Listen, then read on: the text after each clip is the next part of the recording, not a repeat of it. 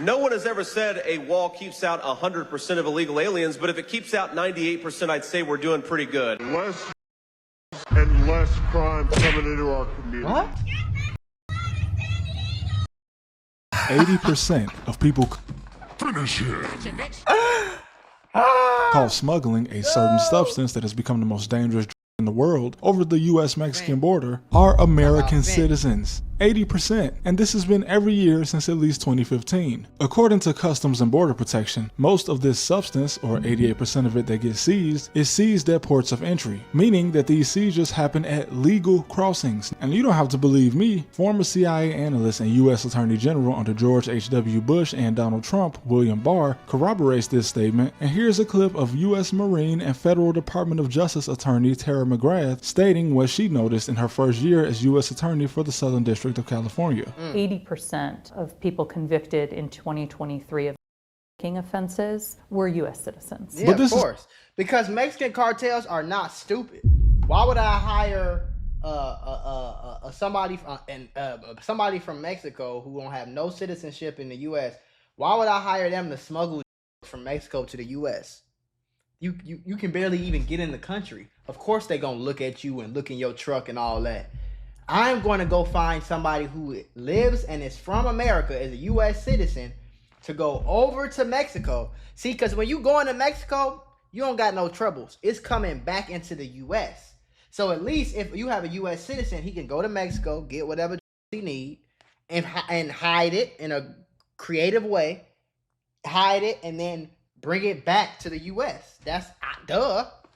Common knowledge if you live in a border state. I'm sure the average Texas, New Mexico, Arizona, California, and Nevada resident watching this are saying, well, no, but it might not be so obvious to Dan from Sandusky, Ohio, or Mike from Appalachia. Now, obviously, the Mexican cartels are not run by idiots. Although their game plan to sell narcotics to Americans might be simple and straightforward, it should be pretty obvious that some of these groups, like the CJNG, having an estimated 45,000 members, take some serious coordination. And even though the DEA calls the cartels the 5th largest employer in Mexico, remember, the estimated 175,000 people in the country that work for a cartel make up less than 1% of Mexico's population of 130 million people. Us in America are most definitely responsible for all the money flowing through these organizations. The next time you see a narco fiesta or a party thrown by the cartel filled with Lamborghinis, just remember that it wouldn't exist if we didn't have a consumption problem in the US. And also college kids. Man, bro, I have never seen more substance being used than I did in college. College, bro? That's why I'm glad I ain't go to college, because I know if I would have went to college, I would have been broke. And if I was broke, I know for a fact that, you know, the only way I knew how to make money was selling drugs. I got to say it like that for the YouTube guidelines. Selling drugs when I was 14, 15, 16, a little bit when I was 17 years old. You know what I'm saying? That's the only way I really knew how to make a lot of money kind of fast. I didn't know no legal way. I didn't know nothing about stocks, crypto. I didn't know about business. I knew about YouTube, but I wasn't making no money on YouTube. So I knew I could go get a pack. I knew how to serve the pack. I knew how to break it down. I knew how to finesse. I knew how to get a few extra dollars. I knew how to. So if I would have went to college and I would have been broke in college, struggling to eat a fucking pizza, I would have been selling. That's why I'm glad I didn't go to college, bro. I want to put y'all on to some of the easiest money you'll ever make in your life.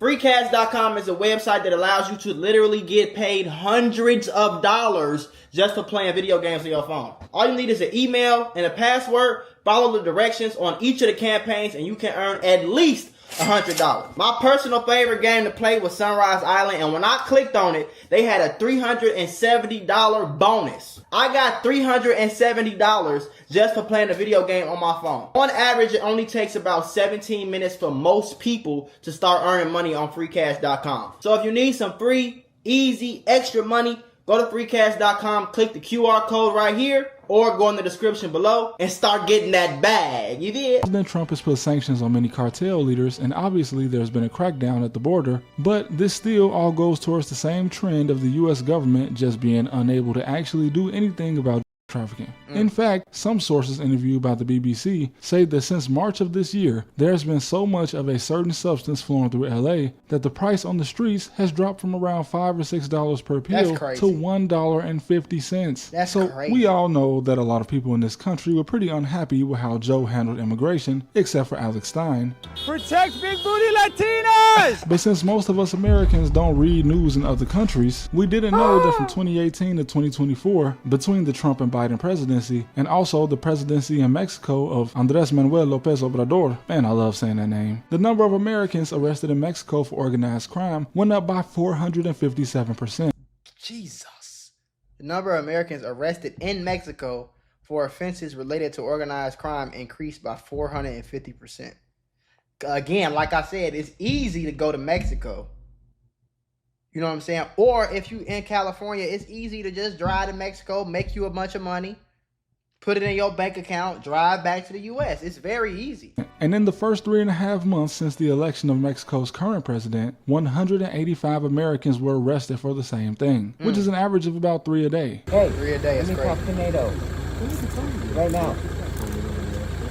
Let me talk to NATO. What He about told NATO? NATO. How do you feel about NATO? I Should never it be met disbanded? NATO. I never met NATO. I don't know nothing about it. I don't talk about people behind their back. Also, according to the Texas state government, between July 2021 and August 2024, more than 70% of the people arrested for human smuggling were American citizens, Americans, right. with some of them being from as far away as Michigan and New England. That's And it crazy. reminds me of when I was in college. I worked at a restaurant with an older redhead lady who seemed very innocent, and despite being a white lady from a small rural town, she was very fluent in Spanish. And I just thought, maybe unlike me, she just passed Spanish in high school. And I'm sure she did. But one day, she casually admitted to me that she was a coyote. Not that kind of coyote, this kind of coyote. In the Midwest, she would drive 10 plus hours to the border to do this. And man, this is one of the funniest clips I've ever seen. Just look at this man. He does not care at all. He just could not find a single care in his heart.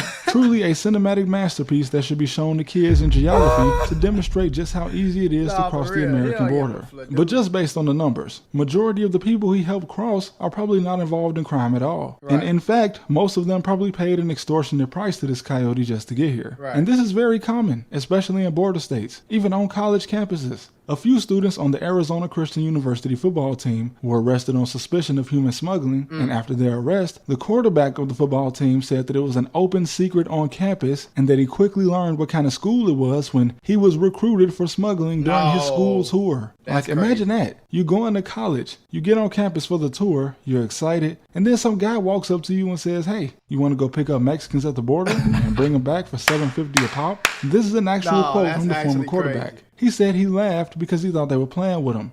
They were not. They was And this not is just playing. college kids. Imagine how easy it is for coyotes to convince high school kids to do this. In Arizona specifically, teenagers doing this is a huge problem. Teenagers getting recruited by cartels for human and smuggling. And Snapchat for years has been used to recruit teenagers to bring in people and and no one drives more reckless than a teenager in Arizona. Right. So offering them $1,000 to make a reckless drive, easy money. When I spent 3 months in Arizona when I was 19, I met so many people that could no longer drive, and I asked them why. Yep. And they all said they got suspended for street racing. But overall, politicians That's are crazy. very misleading when they blame all of the drug flow on migrants and illegal immigrants, and you need to take into account that a lot of these people, especially in the executive branch, are not the people manning the border. And a lot of the illegal immigrants, a lot of people from Mexico that's trying to get in the U.S., most of them are not trying to smuggle drugs.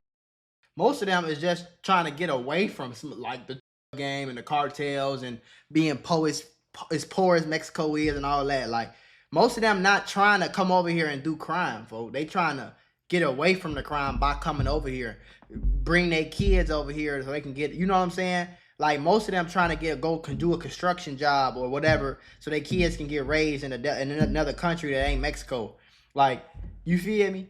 J.D. Vance is from Ohio. Donald Trump is from Jamaica Estates in Queens. The only border he knows for sure is the Robert F. Kennedy Bridge that takes you from Queens to Manhattan. The month of June in 2025 saw the most pounds seized by Border Patrol since June of 2022. And as usual, a lot of this was seized from Americans at port of entries. Do you know why the Chicago Crime Commission named El Chapo public enemy number 1? And this is also a distinction that the city has only given to one other person, which was Al Capone owned crazy. 100 years ago. That's crazy. Well, they did this despite the fact that El Chapo has never even set foot in Chicago, because through the Sinaloa Cartel's international network, they were distributing 2 metric tons a month wholesale to drug dealers in Chicago. That's crazy. That's over 4,000 pounds a month. And this is not even mentioning one of America's biggest exports. According to the Southern District of Texas, one gun store in Pearland, Texas, a town with less than 200,000 people, one store in this town sold $1 million worth of guns in 2019 to one unemployed American guy, and all of them were later recovered at the home of a Mexican cartel leader. That's over a quarter of Come on, bro. Venezuela's entire military budget coming from one guy in Texas without a job. A woman from Texas accused of putting planes into the hands of narco traffickers. There statistically will be no Mexican cartels if not for the United States, bro. We spend more money on them than we do on Israel. At this point, they need to start sponsoring some after-school programs or something in the U.S. Okay, maybe not after school, but something. But they could definitely build some hospitals or community centers, right? They might as well work out a partnership with the American government, even though some would argue they already have. If you grew up in a border state, you probably know somebody that made some money on the side from a cartel in one way or another. But with everything happening with the Gestapo, ICE, people tend to forget that we are also sort of a problem in Mexico. Aside from the Americans moving into Mexico City and driving up the rent so high that most Mexicans can't even afford to live there anymore, as well as allegations that some landlords are actively putting their Mexican tenants out to make room for wealthier Americans moving in. Just this year, in March, a man from Dallas was arrested in Juarez, the city quite literally across the street from El Paso, Texas, and they expelled him from Mexico after they received information from the U.S. that he was wanted in Texas on gun running charges. And authorities in Mexico say he was one of the largest providers of firearms in the entire state of Chihuahua, because of course he was. And we already have a problem with this happening just state to state, like a guy in a state with less regulation selling to another guy in a state with heavy regulation. Here's a list just from 2022 to 2023 of firearms that were traced by U.S. authorities to Mexico from just 6 states. 1 year. This is 11,980 guns. And this list is most likely incomplete. Now, I don't think that the Americans that get caught up in all this have some type of undying loyalty to the cartel. It's just that the cartels are essentially huge corporations that can offer a salary with bonuses, all tax-free. But like in most neighboring countries, the criminal elements in one country work together with the criminal elements in another country. But yeah, any of you guys that live in a border state, if you have some crazy story, or even any of you guys... When I moved from LA, I live in Miami now. I used to live in LA almost 2 years ago, actually. So almost been 2 years that I've been living in Miami. September, it'll be 2 years. So when I moved from LA to Miami, it was a few ways we could do it. You know what I'm saying? We could have some movers log all our shit, or we could drive ourselves. Now the problem with the movers is they said the movers was gonna take 2 to 3 weeks. So we was pretty much gonna be either in Miami or in LA for 2 or 3 weeks with no furniture, no computer, no desk, no none of that shit, right? So we decided that we finna hire some movers. We finna let them pack our stuff up in the truck. We finna drive this truck from LA to Miami. Sounded crazy, but we did it. It took some days, a lot of days, probably like 4 days for real, 3-4 days for us to really get there. But we got there, right? Big old moving truck. And when we was driving through Texas, I'm pretty sure we was in El Paso, if I'm not mistaken. It might have been San Antonio or something, but I know we was driving through a certain part, and I looked to my left, and that was Mexico over there. You know what I'm saying? We in the U.S., but that's Mexico. And I seen the difference, bro. The difference was absolutely fucking crazy. But I seen how easy it would be to just run across the freeway and you in a whole nother country. You know what I'm saying? Or you drive across this, or whatever the case is, you know? I seen how easy that shit looked, and I'm like, I know it's a lot of money coming in and out of there. And I can only imagine if I lived or grew up in a place like that, and I knew some Mexicans from my school who daddy was doing this or doing that or whatever the case is, I know for a fact that, you know, somebody would have came to me and been like, hey, bro, I need you to go ahead and drive over here, pick this up, go over there. Like, that shit happens, bro. It don't happen as much in Chicago because Chicago is one of them places where you so worried about dying, whether you got something going on in the streets or not. You so worried about getting killed that it's like they ain't really selling. On the west side, they selling drugs and they probably got some business with the cartel or whatever. But on the south side, you worried about making it home. You ain't really worried about selling no drugs and doing all that like real big dog kingpin type. But in a place like Arizona or LA or California, or Texas, I know they over there. So I didn't heard the stories. I know they over there acting up.